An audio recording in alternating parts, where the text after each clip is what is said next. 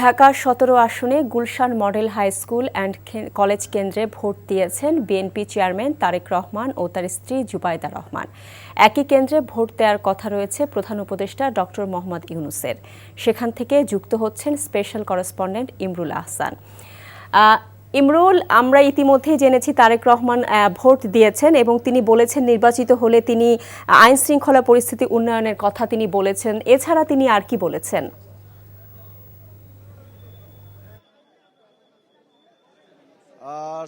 সকাল ৯টা ৩৫ উনি সস্ত্রীক ভোট দেওয়ার জন্য ভোট কেন্দ্রে আসেন এবং এই ভোট দেওয়ার প্রক্রিয়াটি 10 মিনিটের মধ্যে শেষ হয়। উনি এরপরে বক্তব্য রেখেছেন। উনি যেটা বলেছেন যে জনগণের আকাঙ্ক্ষিত একটি দিন আজকে।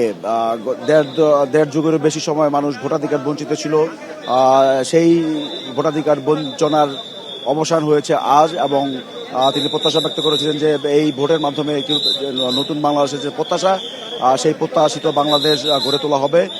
গতকাল কিছু অনাকাঙ্ক্ষিত ঘটনা ঘটেছে। তার বিএনপির যে তিনি দলের নাম উল্লেখ করেনি, তবে বলেছেন যে তার রাজনৈতিক যে প্রতিপক্ষ তারা কিছু অনাকাঙ্ক্ষিত ঘটনা ঘটিয়েছে। তো আইন শৃঙ্খলা বাহিনী সেটি শক্ত হাতে দমন করেছে এবং জনগণের প্রতি তিনি আহ্বান জানিয়েছেন যে যদি তারা ঘর থেকে বেরিয়ে এই ভোটাধিকার প্রয়োগ করেন, সেক্ষেত্রে যে কোনো ষড়যন্ত্র মোকাবেলা সম্ভব।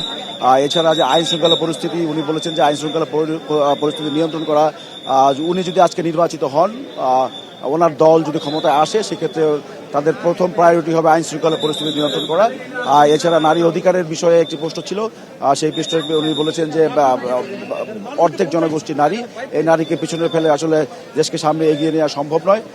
সেই দৃষ্টিকোণ থেকে উনি বলেছেন যে নারীর অধিকার নিয়ে বিএনপি প্রথম দিন থেকে কাজ করবে, অর্থাৎ সরকার গঠনের পরের দিন থেকেই তারা তার সরকার যদি ক্ষমতা নির্বাচিত হয়, তারা প্রথম দিন থেকে নারী অধিকারের বিষয়টি গুরুত্ব সহকারে দিয়ে কাজ করবে।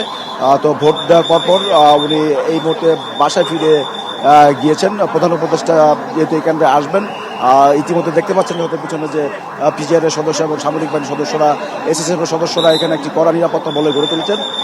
প্রধান উপদেষ্টা হয়তো নির্ধারিত সময় ছিল 10টা, ধারণা করা হচ্ছে যে কিছু সময়ের মধ্যে উনি এখানে আসবেন বা এখানে আরো কয়েকজন ভিআইপি ভোট দিবেন।